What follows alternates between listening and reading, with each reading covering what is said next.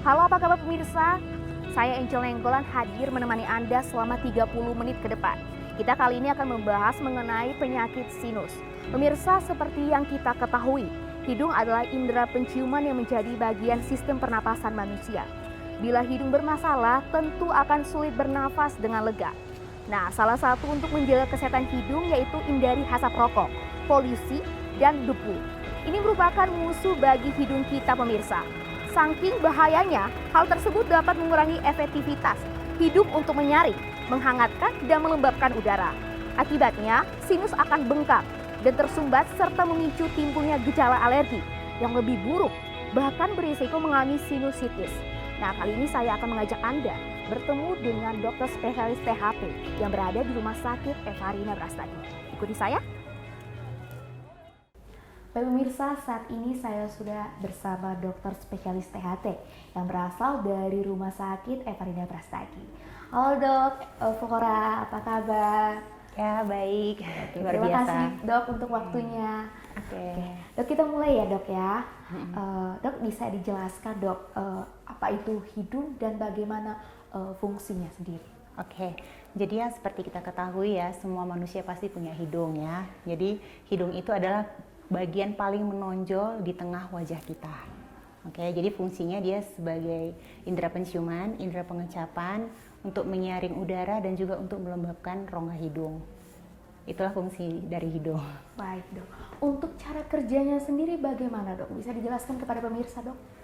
Jadi cara kerja hidung itu kita ketahui hidung kita ini punya 2 lubang hidung ya. Jadi setiap lubang hidung itu mempunyai saraf-saraf hidung. Jadi saraf-saraf hidung itu terdiri dari sekitar 10 sampai 20 juta sel penciuman.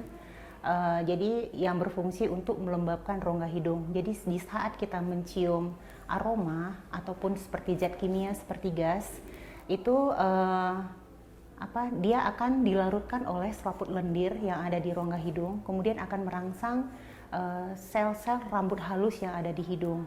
Nah, sel-sel yang sudah dirangsang tadi itu bisa dibawa oleh sel pembau tadi ke otak. Makanya kita mengerti ini jenis aroma apa yang kita cium. Langsung direspon gitu. oleh sel otak. Iya, ya, gitu. Oke dok. Untuk pertanyaan selanjutnya dok, apa penyebab hidung sakit? Apakah benar ada faktor udara yang kurang bersih atau bagaimana dok?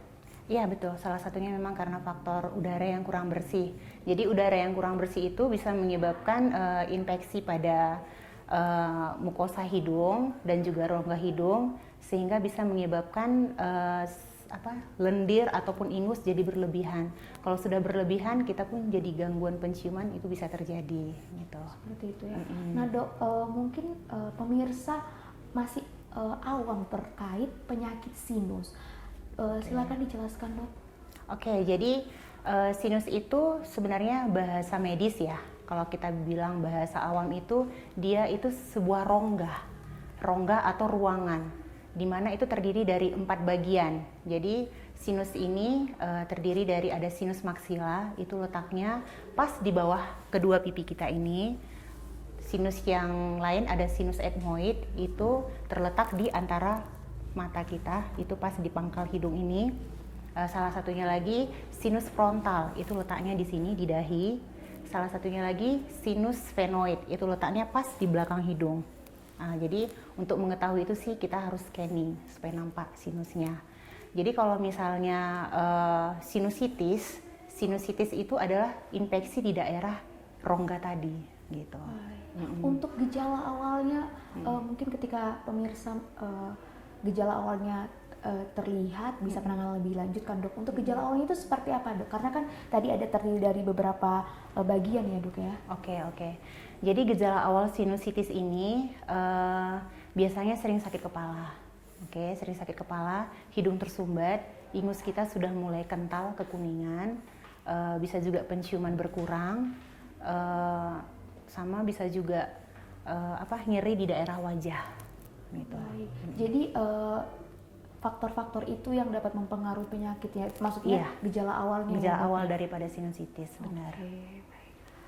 Baik pemirsa, sesaat lagi kita akan kembali bersama dengan Dr. Flora. Kita akan membahas terkait seberapa bahayanya penyakit sinus sendiri. Tetaplah bersama kami di program Sehat Bersama Rumah Sakit Evarina.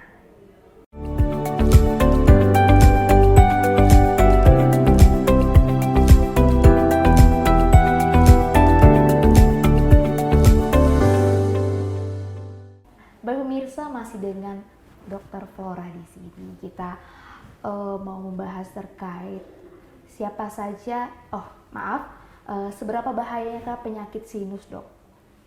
Oke, jadi seperti yang saya bilang tadi, gejala awal dari sinusitis itu kan sering sakit kepala, nyeri di daerah wajah, hidung juga tersumbat, ingus mulai kental kekuningan, bahkan sampai kehijauan. Apabila itu tidak kita tanganin, tidak segera diobatin, itu bisa terjun ke gejala paling berat. Jadi kalau gejalanya sudah memberat, itu bisa menyebabkan itu daerah wajah bisa bengkak, gembung gitulah. Mata juga bisa bengkak. Dan isinya itu apa, Dok? Cairan? Isinya cairan. Cairan kelenjar seperti ingus? Enggak, dia seperti ingus aja. Cairan seperti ingus, kayak yang saya bilang tadi, seperti ingus kental kekuningan ataupun kehijauan, bahkan bisa bernanah juga. Jadi makanya sering jadi berbau, hidung kita penciuman jadi berbau karena udah banyak bakteri lah di situ gitu. Jadi dan sering sakit kepala yang hebat, pernafasan juga bisa bau, telinga juga bisa sakit, bahkan yang paling berat itu bisa sampai ke selaput otak. Jadi bisa terjadi meningitis atau infeksi di selaput otak. Jadi bisa sering demam, bahkan bisa sampai kejang. Ujung-ujungnya kematian gitu. Baik, Dok, untuk sinus sendiri, faktor apa yang mempengaruhi kita terkena itu, Dok? Atau apakah memang faktor udara atau memang ada faktor gen yang memang dari orang tua atau bagaimana? Oke, jadi sinusitis ini biasanya diawali dengan alergi. Jadi kalau pada pasien-pasien alergi yang tidak diobatin, itu bisa menjadi sinusitis. Kalau alergi ini biasanya gejalanya seperti sering bersin-bersin, sering pileknya ingusnya masih encer, suka gatal hidungnya, telinganya, matanya juga suka gatal, ataupun matanya bisa berair, atau langit-langit mulutnya juga suka gatal, bisa juga batuk kering, batuk berdahak itu bisa. Kalau gejala itu tidak diobatin segera itu bisa menjadi sinusitis gitu. Baik, Dok, mungkin ini, Dok, bisa dijabarkan lagi, Dok, kalau sinus kambuh yang dirasakan atau ada nggak organ lain yang berpengaruh? Itu kan dari wajah ya, Dok, yang sangat nampak. Tapi untuk organ lain ada nggak yang berpengaruh, Dok, untuk penyakit sinus ini sendiri? Organ lain, kalau misalnya sinusitis itu tidak terobatin ya, itu bisa, kayak yang saya bilang tadi, dia bisa menjalar sampai ke otak. Gitu. Jadi organ otak bisa kena, ke organ paru-paru pun bisa kena, karena kita kan bernafas kan tetap dari paru-paru juga kan gitu. Jadi yang paling fatalnya sih yang terkena meningitis tadi gitu. Makanya kalau kita misalnya ada alergi ya kita obatin aja gitu. Kalau misalnya terobatin mungkin tidak akan jatuh ke sinusitis, tidak akan terjadi penyakit sinusitis itu gitu.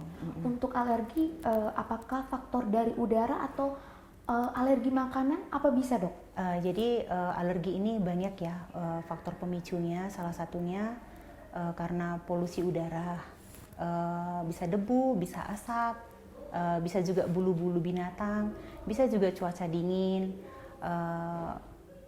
makanan juga bisa. Makanan juga bisa. Tapi untuk mengetesnya sih kita alergi apa, ada memang pemeriksaan skin prick test namanya, tes cukit kulit. Itu jadi kita tahu kita itu alergi apa gitu.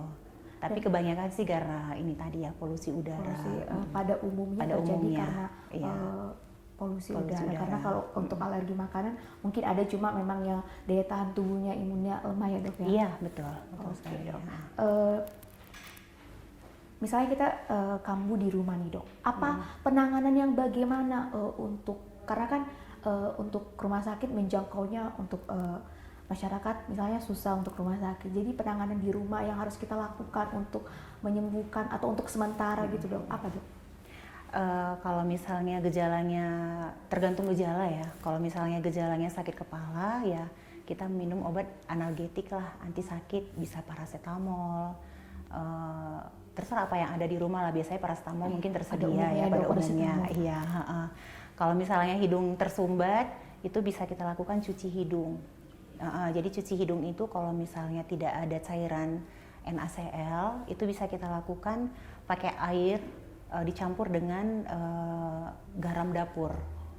Jadi ambil nanti 1 gelas sekitar 250 cc air hangat, kemudian seperempat takar lah, seperempat sendok teh. Perbandingannya dok. Perbandingannya baru kita larutkan, baru kita hirup atau langsung disemprotkan dengan step 10 cc juga bisa gitu.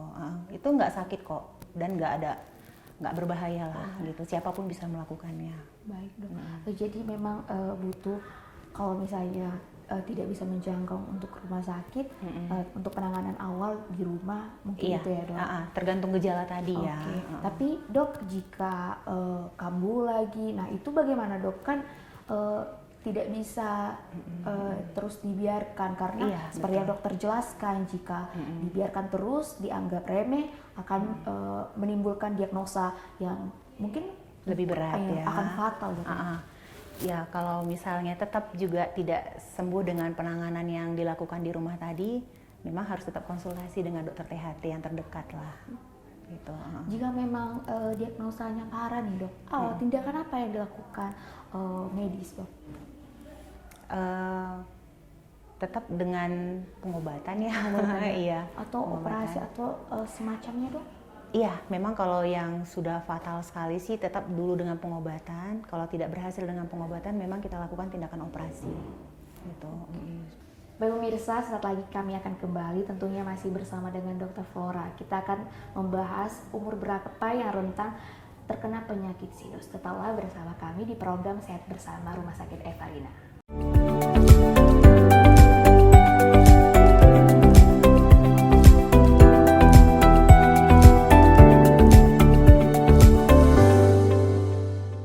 Baik pemirsa, kita masih bersama dengan Dr. Flora. Nah dok, siapa saja yang bisa terkena penyakit sinus? Apakah ada umur tertentu? Sebenarnya kalau sinusitis ini bisa dikenai pada semua umur ya. Anak-anak juga bisa, dewasa, bahkan sampai orang tua yang lansia bisa. Gitu. Jadi memang tidak mengenal usia ya dok, ya, karena tidak mengenal usia. Kalau memang lingkungannya tidak sehat, yang seperti di awal dokter jelaskan polusi, gitu ya bisa, dok. semua umur bisa terkena. Gitu. Untuk proses penyembuhannya dok, sinus ini berapa lama? Untuk penyembuhan sinusitis ini sih tergantung setiap orang ya, setiap daya tahan tubuh orang masing-masing itu kan pasti berbeda-beda. Tapi biasanya kalau misalnya mesti diawali dengan gejala awal, biasanya 2-1 bulan itu bisa sembuh sih. Kalau penanganannya cepat dan tepat ya? Iya, betul. Dan gejalanya pun mesti yang ringan lah. Gitu. Kalau misalnya gejala berat nih dok, berapa lama dan proses apa saja agar bisa sampai di titik yang benar-benar pulih? Kalau misalnya di gejala yang beratnya itu kan memang udah harus ke tindakan operasi ya. Kalau udah operasi biasanya sih sama juga 1 bulan selesai sih biasanya. Tetapi kita harus ingat ya, pada sinusitis ini biasanya penyebabnya itu ada 2. Satu karena alergi, satu karena gigi geraham bagian atas itu busuk. Jadi kalau misalnya penyebabnya karena alergi, kemungkinan kambuh kembali sinusitis itu ada. Tapi kalau misalnya penyebabnya karena gigi geraham kita yang busuk, itu nggak kambuh lagi. Setelah dioperasi, dicabut giginya, selesai masalahnya gitu. Gitu sih. Pertanyaan selanjutnya dok, pantangan bagi penyakit sinus sendiri apa saja dok? Kalau pantangannya sih, kalau lagi kambuh jangan suka minum es lah yang dingin-dingin gitu. Dan jangan suka makan makanan yang pedas juga. Jadi makanan pedas juga berpengaruh ya dok? Iya, sangat berpengaruh karena Makanan pedas itu kan memicu kita banyak ingus ya. Oh, seperti itu. Iya. Jadi memang walaupun kita tanpa sadar nih keluar ingus, tapi Iya. memang punya pengaruh ya. Punya pengaruh, ya betul. Selain itu dok? Selain itu, kalau dari makanan minuman itu aja sih yang harus dihindarin. Nah, paling asap rokok lah kalau ini dari udara, polusi. Oke dok, untuk makanan dan minuman yang sebagai pendukung agar pulih nih, udah sakit sinus nih, agar misalnya membutuhkan omega atau vitamin atau makanan yang mengandung apa gitu dok? Biasanya sih untuk vitamin itu bagus ya untuk meningkatkan daya tahan tubuh. Vitamin apa aja boleh sih, vitamin C, B kompleks, vitamin D boleh, apapun boleh. Oke. Nah seperti yang dokter jelaskan tadi bahwa untuk yang alergi udara bisa saja kambuh lagi setelah penanganannya. Nah itu apa yang dihindarkan dok agar penyakitnya itu tidak kambuh lagi, atau ada faktor pendukung eksternal yang dapat memicu dia tidak kembali? Biasanya sih saya suruh pasien-pasien saya itu rajin olahraga ya. Jadi kalau misalnya dia sering olahraga, kemungkinan daya tahan tubuhnya lebih bagus dan dia pun lebih bisa, misalnya tadi dia alergi terhadap dingin misalnya, jadi dia sering berolahraga, jadi kan sering terpapar dengan dingin, jadi dia jadi lebih tahan terhadap udara dingin itu gitu. Terus ya konsumsi vitamin gitu. Dan pastinya bagaimana dok? Pasti setelah melakukan tindakan operasi tentu saja penanganan, perawatan, konsultasi itu masih dianjurkan. Iya, itu sangat penting sekali. Tetap harus konsultasi walaupun udah selesai operasi, keluhan sudah tidak ada, alangkah baiknya tetap konsultasi dengan dokter THT yang terdekat. Gitu. Baik dok. Dok, bisa disampaikan kepada pemirsa setia Evarina TV untuk tetap senantiasa menjaga kesehatan hidung dok, agar tidak memicu ke penyakit hidung yang seperti kita bahas sebelumnya. Oke, jadi pesan saya sih sebagai dokter THT ya, untuk menjaga hidung kita itu memang baik tidak sakit maupun sakit harus tetap rajin cuci hidung. Itu satu. Tadi udah kita jelasin bagaimana cara cuci hidung. Kemudian kebersihan rumah pun harus tetap dijaga. Ventilasi udara juga harus oke. Dan kalau bisa jangan suka menggantung pakaian di dalam kamar, karena pakaian bekas kita yang sudah kita gantung, yang kita bawa dari luar, itu kan menyerap debu ya. Jadi kalau misalnya tetap kita gantung, itu tetap kita hirup, sedangkan kita ada alergi misalnya, jadi nggak akan sembuh-sembuh alerginya gitu. Jadi konsumsi juga vitamin, perbanyak minum air, dan bagi yang perokok ya berhenti merokok gitu. Cukup terbuka nih wawasan saya dan tentunya pasti pemirsa mengenai penyakit sinus. Iya. Tidak terasa kita sudah 30 menit bersama Dr. Flora membahas mengenai penyakit sinus. Nah, ternyata pemirsa, faktor tidak hanya dari faktor eksternal, tapi menjaga pola hidup, berolahraga seperti dokter jelaskan, itu sangat penting untuk tetap menjaga kesehatan hidup. Dan pemirsa, saya Angel Nenggolan bersama dengan Dr. Flora, SPTHT. Kami pamit mengundurkan diri, tetap saksikan Sehat Bersama Rumah Sakit Evarina. Terima kasih dan sampai jumpa.